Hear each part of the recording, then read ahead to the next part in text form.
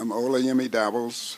I'm the founder and curator of MBAD ABA African Bead Museum. We were started in 1998. We came to this location to open a bead museum. We ran out of money, so we decided not to sit around and complain about not having enough money. So we decided to take the space in between Vinewood Street and Taft and keep the grass cut and the paper removed off the field. But that evolved into a community art project, which has been in the making for the last 12 years. Today we have evolved as a major point of attraction from people all over the planet. We get people here from all over the world. Any day someone may come in here saying they heard about us by way of the internet through someone referring them to us. And we have one of our greatest highlight of last year. We actually had a billionaire to come here just to see the installation, and he purchased 10 of my watercolors, Luciano Benetton, out of Italy. At the time he was here, we did not realize that he was a billionaire. I was not familiar with his name, so he gave his name. It was only after he left that whole scenario, the way it went down, I said, let me Google this man to see exactly who he is. And then I realized that he had came to Detroit just to see what we were doing here in the city. We get people here from literally all over the planet. We've had council people to come here, entertainers, actors, and of course we've had this great media outlet to visit us, obviously as a result of hearing about us from other places. Our hours of operation here is 12 to 7 p.m. Monday through Saturday. We have guided tours. We have 3 major exhibits here. One is called Iron Teaching Rocks How to Rust. Another one is called the Nkisi House.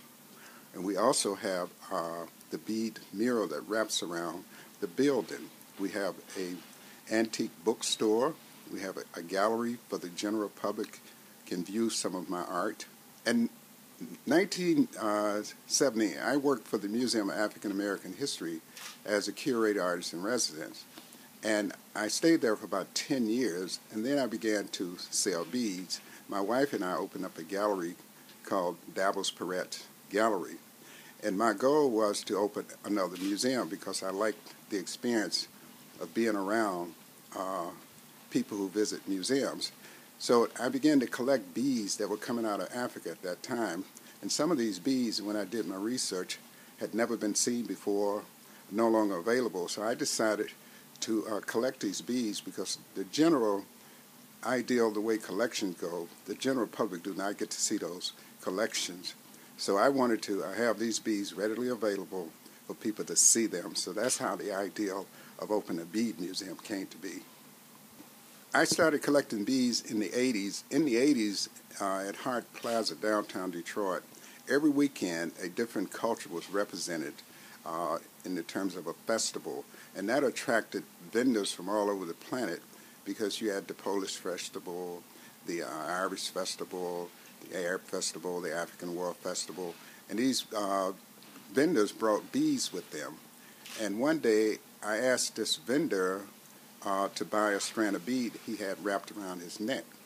So he was offended, but he explained to me why. He said, these beads has been in my family for 8 generations, and he began to talk to me in detail about the information on the beads. I recognized that he was using those beads as a trigger to bring forth information. So that caught my attention, so I began to buy beads. The goal was to buy a strand of beads that looked similar to the ones that he had on. So I began to buy these beads from the traders, and that's when I was hooked.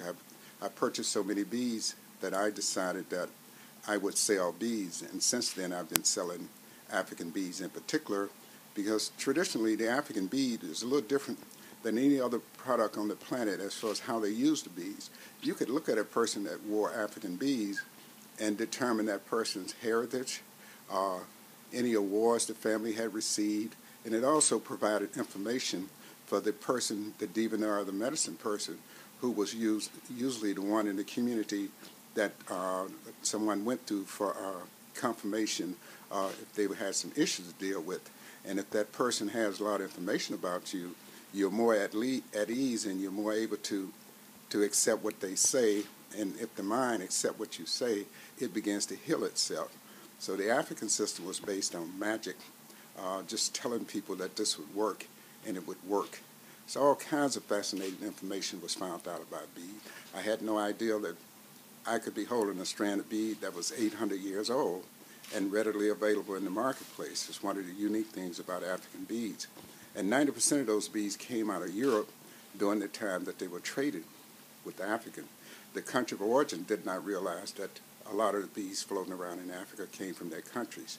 So in the 80s, scholars began to do serious research on beads, and they cleared up a lot of myth, and I was able to do a lot of documentation and identify beads that were caught up in mythology up until that point in time.